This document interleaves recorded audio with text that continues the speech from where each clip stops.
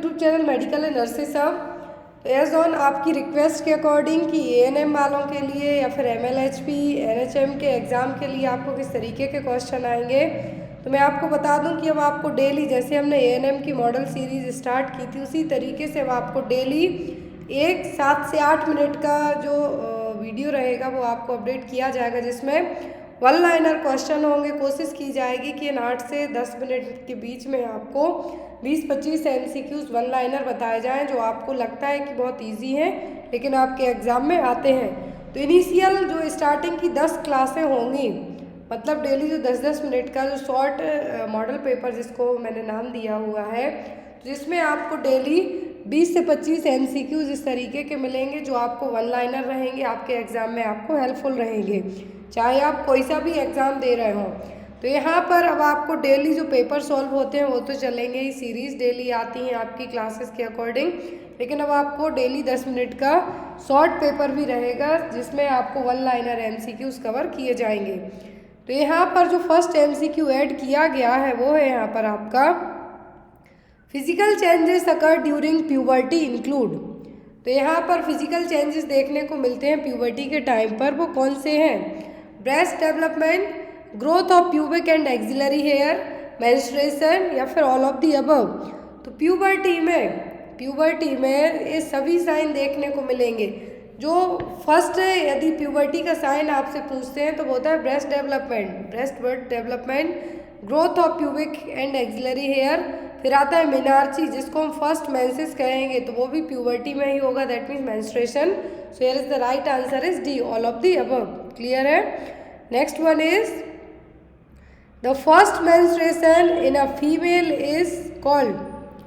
Female में जो first menstruation आता है उसको हम क्या कहेंगे? मिनार्ची, मेनोपॉज, डिस्मेनोरिया या फिर एमनोरिया।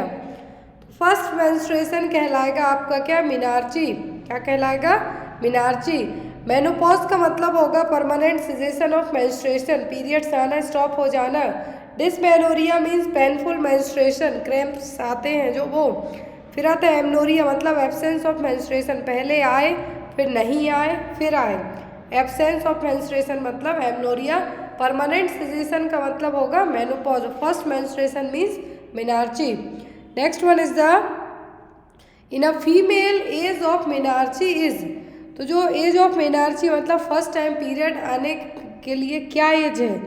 10 ईयर, 13 ईयर, 16 ईयर या फिर 20 ईयर्स।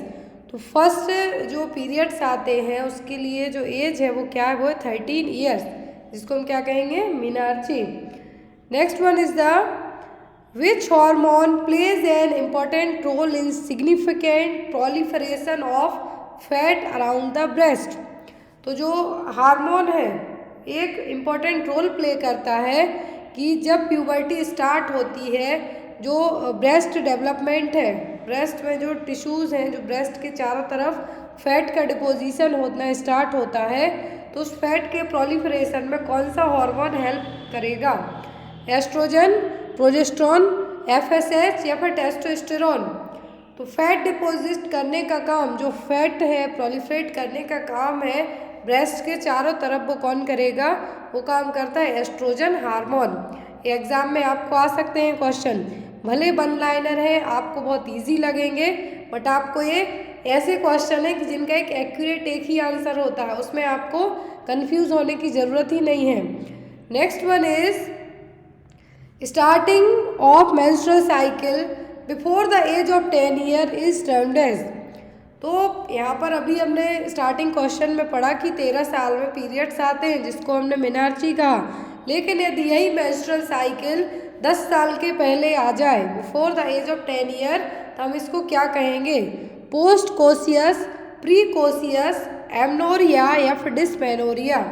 तो जब menstrual cycle menarche before 10 year के आती है तब हम इसको कहेंगे क्या? Precocious. क्या कहेंगे?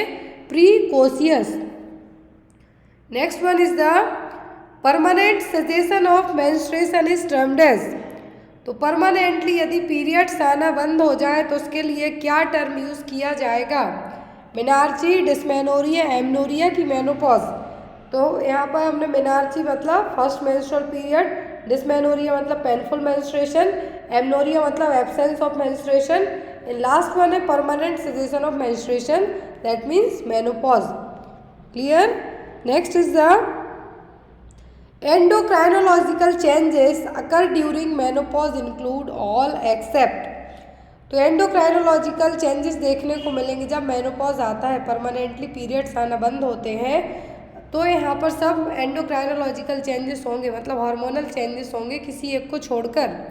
Fall in serum oestradiol level ये होता है, fall in FSH level, increase in LH level, increase level of androgen. तो मेनोपॉज में एंड्रोजन का लेवल बढ़ेगा, LH का लेवल बढ़ेगा, FSH का लेवल बढ़ेगा, लेकिन एस्ट्रोजन का लेवल घटेगा। तो यहाँ पर आपका आंसर क्या होगा?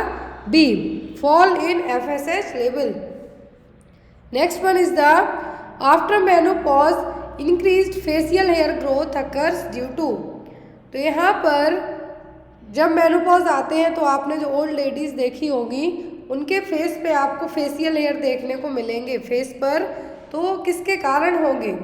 फॉल इन FSH लेवल के कारण, डिक्रीज इन LH लेवल के कारण, डिक्रीज एस्ट्रोजन एंड्रोजन रेशियो या फिर डिक्रीज एंड्रोजन लेवल के कारण। मेनोपॉज में जो फेशियल हेयर हैं उनके आने का रीज़न होता है कि जो एस्ट्रोजन का लेवल घट रहा है और एंड्रोजन का बढ़ रहा है, तो ये रेशियो क्या हो रहा है? प्रॉपर नहीं हो पा रहा है। तो इसके कारण क्या होगा? जो हेयर ग्रोथ है, फेशियल हेयर ग्रोथ है देखने को मिलेगी। जब ये फेशियल हेयर ग्रोथ होती है तो हम इसको, यदि आपको एक टर्म पूछा जाता है कि फीमेल में यदि मेल के जैसे दाढ़ी मूछें आना स्टार्ट हो जाए तो हम उसको कहते हैं hirsutism. Clear? Next one is the after puberty obese patient have less chances of occurrence of osteoporosis because of. तो यहाँ पर जो प्यूबर्टी होगी, आफ्टर प्यूबर्टी मतलब पीरियड्स आना स्टार्ट हो गए उसके बाद जो ओबीस पेशेंट हैं उनको ऑस्टियोपोरोसिस होने के चांसेस कम रहते हैं। ऐसा क्यों? क्योंकि फॉल इन FSH लेवल के, फॉल इन ल्यूटनाइजिंग हार्मोन के कारण, conversion of more androgen into oestrogen या फिर conversion of more oestrogen into androgen.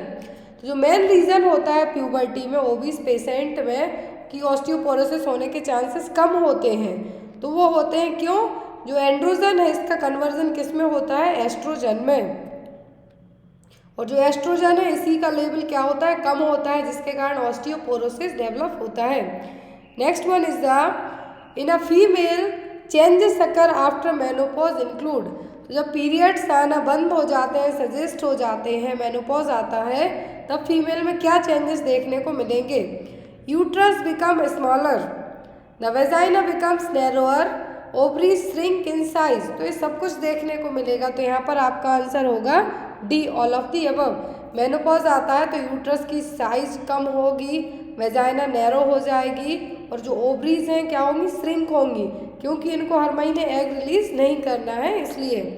Next one is the after menopause a women becomes more prone to development of osteoporosis because. तो menopause के बाद है जो women में ऑस्टियोपोरोसिस होने के चांसेस बढ़ जाते हैं। ऐसा क्यों?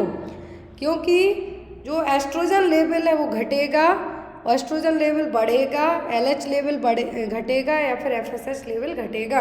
किसके कारण?